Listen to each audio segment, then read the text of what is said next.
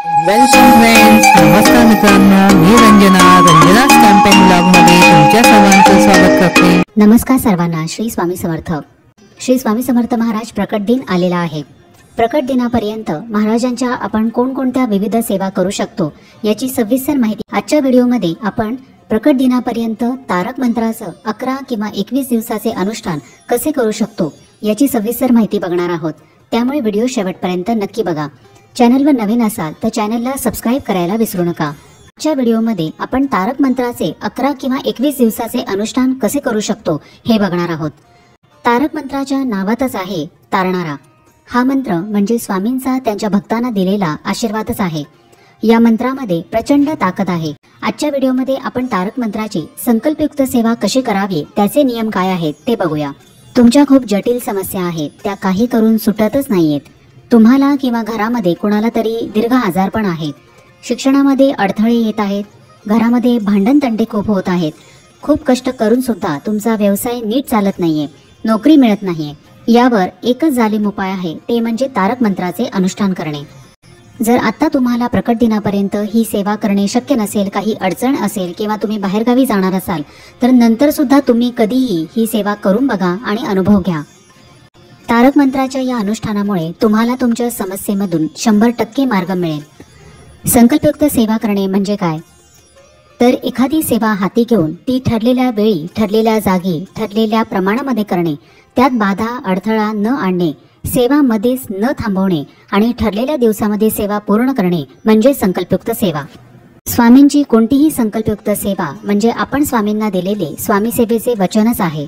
संकल्पयुक्त सेवा केल्याने आपण आपल्या सेवेशी प्रामाणिक राहतो आणि आपण नियम पाळून सेवा करतो, त्यामुळे अशी सेवा ही लवकर फलद्रूप होते।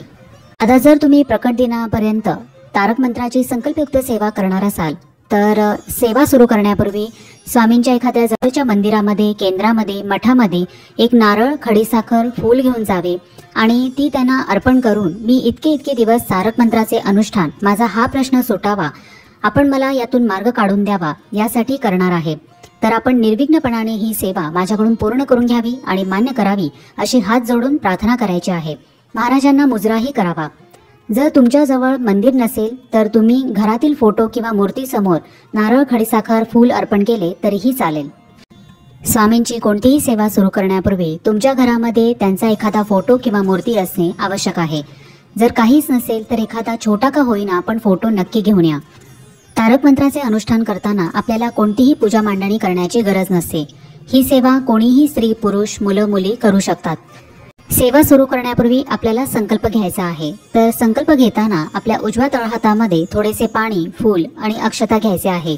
आपले नाव आणि गोत्र सांगून आपण तारक मंत्राची सेवा ही किती दिवस करणार आहोत हे बोलायचे आहे, जसे की 11, 21, 51, 108 आणि आपण ही सेवा आपला कोणता प्रश्न मार्गी लागावा यासाठी करणार आहोत हे आपल्याला संकल्प करताना बोलायचे आहे। आणि महाराजांनी ही सेवा आपल्याकडून निर्विघ्नपणाने पूर्ण करून घ्यावी आणि मान्य करावी व मला या संकटामधून बाहेर पडण्याचा मार्ग द्यावा असे आपल्याला महाराजांना प्रार्थना करायची आहे। आणि नंतर हे पाणी एखाद्या तांबणामध्ये सोडून द्यायचे आहे।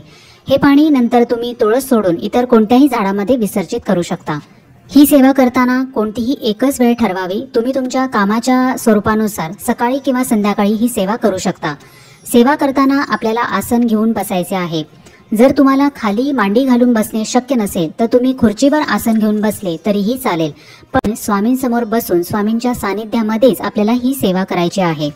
संकल्पयुक्त सेवा करताना कधीही मी अखंड सेवा करेन असे म्हणू नये, कारण आपल्याला मासिक धर्म किंवा इतरही काही अडचणी येऊ शकतात, त्यामुळे मी यथाशक्ती यथाकालीन सेवा करेन असे आपल्याला म्हणायचे आहे।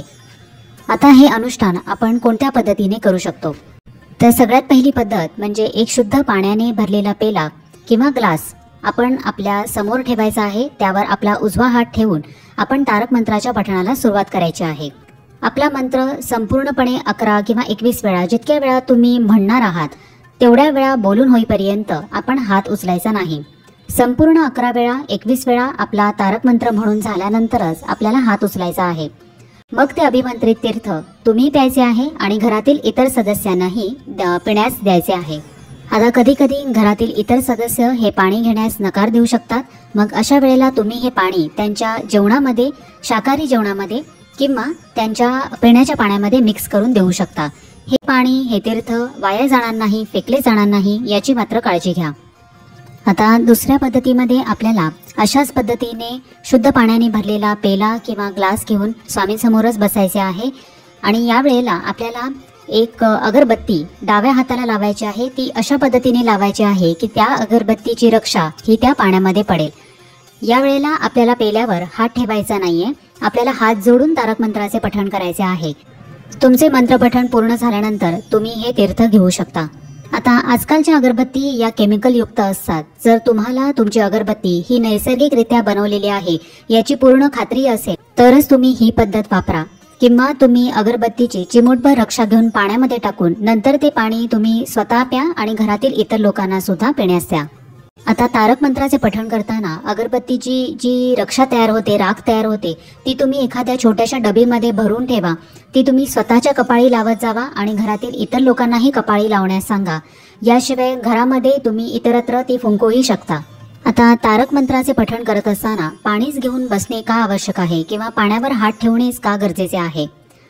तर पाणी हे सर्व प्रकारच्या ऊर्जा, सर्व प्रकारच्या लहरी स्वतःमध्ये शोषून घेत असते. तारक मंत्राचे पठण करत असताना सकारात्मक लहरी तयार होतात आणि या लहरी या पाण्यामध्ये शोषल्या जातात. त्यामुळे पठणामुळे अभिमंत्रित झालेले हे तीर्थ तुम्ही घरामध्ये शिंपडू शकता. यामुळे घरातही सकारात्मकता वाढीस लागेल. याशिवाय तारक मंत्र म्हणत असताना मंत्रावर संपूर्ण लक्ष केंद्रित करायचे आहे. मी अडचणीमधून, दुःखामधून बाहेर आलेलो आहे असाच विचार करायचा आहे. अशी सकारात्मकता पाण्यामध्ये उतरल्यामुळे असे पाणी पिल्याने आपल्यालाही ती सकारात्मकता मिळेल. आता जर तुमचा तारक मंत्र पाठ नसेल तर तुम्ही बघून बोलू शकता किंवा पेपरवर लिहून घेऊ शकता किंवा तुम्ही गुगलवरून प्रिंट काढून आणून त्यामध्ये बघून बोलू शकता. आता 11 वेळा 21 वेळा मंत्र मोजायचा कसा? तर तुम्ही 11, 21, 51 जितक्या वेळा ही तारक मंत्राचे पठण करणार असाल तितके शेंगदाणे तुम्ही मोजून बाजूला काढा आणि आपलं एक वेळा मंत्रपठण झाले की एक शेंगदाणा घेऊन तो दुसऱ्या एका वाटीमध्ये तुम्ही टाका. अशा पद्धतीने तुम्ही 11, 21 असं काउंटिंग करू शकता. किंवा मंत्र काउंटिंग मशीन सुद्धा मार्केटमध्ये सहज उपलब्ध होते. जिथे पूजेचे साहित्य मिळते अशा दुकानांमध्ये ही मशीन तुम्हाला सहज मिळून जाईल. तर तुम्ही तिचाही वापर करू शकता. जर तुम्हाला बोटावर मंत्र मोजता येणे शक्य असेल तर तुम्ही बोटावर सुद्धा मोजू शकता. याशिवाय कागद, पेन घेऊन बसा आणि एक वेळा आपला मंत्र लिहून झाल्यावर तुम्ही तसे नोट डाऊनही करू शकता. मंत्रपठणासाठी जर तुम्ही पहिली पद्धत वापरणार असाल ज्यामध्ये आपल्याला आपला मंत्र 11, 21 वेळा पूर्ण होईपर्यंत पेल्यावरचा हात उचलायचा नाहीये, तर अशा वेळेला तुम्ही डाव्या हाताचा वापर तुमचा मंत्र काउंट करण्यासाठी वापरावा. हे लक्षात असू दे. आता या अनुष्ठानाचे नियम काय आहेत? तर महाराजांनी आपल्याला कधीही सांगितले नाही की तू हा नियम पाळूनच सेवा कर, तू असेच कर, तू तसेच कर. पण माझ्या मते तरी नियम पाळल्याने आपण आपल्या सेवेमध्ये प्रामाणिक राहतो. आपण आपल्या सेवेशी, स्वामींशी एकनिष्ठ राहू शकतो. त्यामुळे कोणतेही अनुष्ठान हे नियम पाळूनच करावे. संकल्पयुक्त सेवा करत असल्याने संकल्प पूर्ण होईपर्यंत मांसाहार किंवा मद्यपान संपूर्णपणे बंद करावे. परान्न घेऊ नये. परान्न म्हणजे दुसऱ्याच्या घरचे जेवणे किंवा हॉटेलमधले बाहेरचे खाणे. परान्न खाल्ल्याने बरेचसे दोष आपल्याला लागत असतात. कारण जेव्हा पण एखादी व्यक्ती जेवण बनवत असते अशा वेळेला तिच्या मनामधील जे काही पॉझिटिव्ह, निगेटिव्ह विचार असतात असे दोन्हीही विचार त्या जेवणामध्ये उतरतात. आणि जर एखाद्या व्यक्तीने निगेटिव्ह विचारांनी एखादे जेवण बनवले असेल आणि असे जेवण आपण जेवलो तर त्या जेवणामधील ते नकारात्मक विचार आपल्यातही येऊ शकतात आणि त्यामुळे आपल्यालाही ते दोष लागतात व आपल्या सेवेमध्ये बाधा निर्माण होऊ शकते. सेवा करताना कंटाळा येणे, आळस येणे किंवा सेवा करण्यात मन न लागणे, आपली चिडचिड होणे अशा बाधा आपल्या सेवेमध्ये निर्माण होऊ शकतात. पण जर तुम्हाला नोकरी किंवा शिक्षणामुळे बाहेरचे खाणे खावेच लागत असेल तर अशा वेळेला 3 वेळा गायत्री मंत्राचे पठण त्या जेवणावर करावे आणि मगच जेवण घ्यावे. याशिवाय आपण कोणतीही सेवा करत असताना, अनुष्ठान करत असताना एखाद्याला अपशब्द बोलणे, एखाद्याशी भांडण करणे, एखाद्याची निंदा नालस्ती करणे हे सुद्धा कटाक्षाने टाळावे. त्यामुळे अडचणीमधून जर तुम्हाला लवकरात लवकर बाहेर पडायचे असेल तर थोडासा त्याग करून तुम्ही स्वतःहून जर काही नियम पाळले तर ते तुमच्यासाठीच चांगले आहे. तारक मंत्राच्या अनुष्ठानाचे असे काही खास उद्यापन किंवा समाप्ती नसते. पण जर तुमची इच्छा असेल तर तुमचे अनुष्ठान पूर्ण झाल्यानंतर तुम्ही स्वामींच्या नावाने एखाद्या गरजूला किंवा एखाद्या ब्राह्मणाला अन्नदान आणि अर्थदान करू शकता. आणि ज्या दिवशी तुमचे हे अनुष्ठान संपेल त्या दिवशी तुम्ही महाराजांसाठी काहीतरी गोडधोडाचे जेवण नैवेद्य म्हणून अर्पण करू शकता.